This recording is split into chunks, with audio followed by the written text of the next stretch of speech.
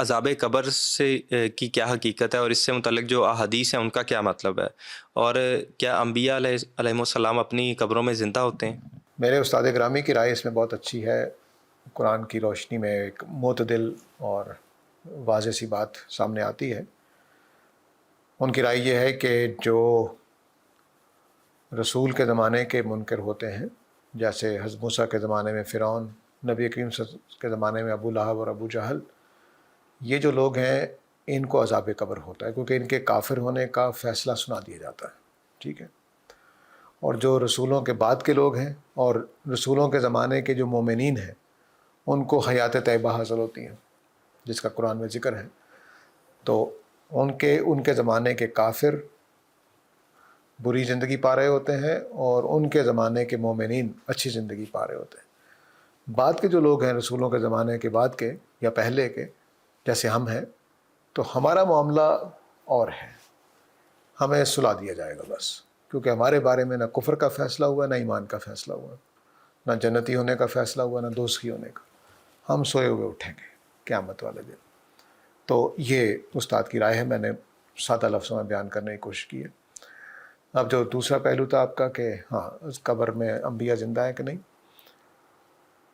دیکھیے انبیاء کو شہداء کی طرح حیات تو حاصل ہے، زندہ ہیں، رزق پا رہے ہیں، کھا پی رہے ہیں، لیکن کیا قبر میں زندہ ہیں؟ یہ تصور غلط ہے، اس کا کوئی ثبوت نہیں. زندگی کا ثبوت قرآن سے قیاساً نکالا جا سکتا ہے کہ جس طرح اگر شہداء زندہ ہیں تو انبیاء کیوں نہیں زندہ ہوں گے؟ اگر شہداء کو رزق مل رہا ہے، کھا پی رہے ہیں وہ، تو انبیاء کو کیوں نہیں ملے گا؟ لیکن قبر میں یہ اچھی بات نہیں ہے. وہ عالم برزخ میں خدا کے پاس جو بھی ان کو زندگی حاصل ہے وہیں پر ہے. یہ کہنا کہ قبر میں ہے اور قبر میں وہ ان کو بڑی جنت بنا دی گئی ہے، یہ بس بات کے اپنی باتیں ہیں، اس کا کوئی ثبوت ہمارے پاس نہیں ہے.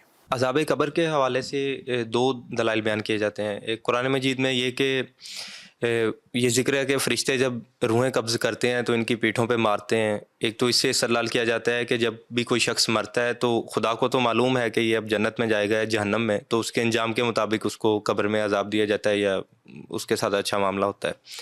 اور دوسرا صحیح مسلم میں ایک حدیث ہے کہ رسول اللہ صلی اللہ علیہ وسلم دو قبروں کے پاس سے گزرے اور آپ نے فرمایا کہ ان دونوں کو عذاب ہو رہا ہے. پھر آپ نے ایک ٹہنی توڑی اور اس قبروں کے قریب رکھ دی اور کہا کہ جب تک یہ ٹہنی ہری رہے گی تو ان پر عذاب نہیں ہوگا. اور اس سے بھی یہ ثابت کیا جاتا ہے کہ قبروں میں، کیونکہ وہ جو لوگ ان قبروں میں مدفون تھے وہ تو نبی صلی اللہ علیہ وسلم کے زمانے کے غالباً نہیں تھے، وہ تو پہلے سے تھے، تو ان کو پھر کیوں عذاب ہوگا اگر عذاب صرف فرعون اور ابو جہل جیسے لوگوں کو ہوتا ہے؟ ہمیں یہ معلوم نہیں ہے کہ وہ قبریں کس کی تھیں. روایت میں ایسی کوئی وضاحت نہیں ہے کہ وہ پہلوں کی تھی کہ نبی صلی اللہ علیہ وسلم کے زمانے کے کفار کی تھی، ہمیں نہیں بتایا گیا. اس لیے اس سے یہ استنباط کرنا کہ وہ مشکل بات ہے. البتہ یہ کہ جتنی بھی حدیثیں ہیں وہ، یا یہ جو آیت آپ نے حوالہ دیا ہے، یہ ساری کی ساری رسول کے زمانے کے لوگوں کے لیے ہو سکتی ہیں، اس میں رکاوٹ کوئی نہیں ہے. البتہ یہ کہ عذاب قبر کی نفی کوئی نہیں کر رہا. عذاب قبر کن کو ہوگا، بس میرا آپ کا فیصلہ نہیں ہوا تو عذاب کیسے شروع ہو سکتا ہے؟ ٹھیک ہے. اور عذاب قبر بول کر لازم مراد نہیں ہوتا کہ قبر میں ہی ایسا ہو رہا ہے، یہ لازم نہیں ہے. کیونکہ فرعون کی جو ڈیڈ باڈی پڑی ہوئی ہے، قرآن میں لکھا ہوا ہے کہ صبح و شام اس کو آگ پر پیش کیا جاتا ہے، تو اس کو تو نہیں پیش کیا جاتا، یہ تو پڑا ہوا ہے. اس لیے جو ایک ہے کہ ہم بس ایک بات کو لیں اور ایک پورا نظریہ بنا لیں. تمام حدیثیں، تمام قرآن کی آیتیں اکٹھی کر کے ہی یہ بات سامنے آتی ہے کہ تمام لوگوں کو عذاب قبر نہیں ہے. ساری باتیں اکٹھی کر کے پتہ چلتا ہے کہ عذاب قبر کا مطلب قبر میں عذاب نہیں ہے، ورنہ فرعون کا مسئلہ سمجھ نہیں آئے گا. ہندو سارے اپنے مردوں کو جلا دیتے ہیں، ان کو عذاب قبر ہوگا کہ نہیں ہوگا؟ پارسی سارے اپنے مردوں کو گدھوں کے حوالے کر دیتے ہیں، جنگلی پرندے ان کو کھا جاتے ہیں، ان کو کہاں عذاب ہو رہا ہوتا ہے؟ تو قبر کا عذاب بول کر مرنے کے بعد کے عذاب کی بات ہو رہی ہے. تو مرنے کے بعد کا عذاب صرف کفار کے لیے. ٹھیک ہے. اب یہ عین ممکن ہے کہ ہمارے زمانے کا کوئی آدمی بھی اس درجے پر کافر ہو گیا ہو جس درجے کا کافر رسول کے زمانے میں ہوتا، تو ممکن ہے اللہ تعالیٰ اس کو بھی سزا دے دیتے ہوں. لیکن بس یہ ممکن ہی ہے.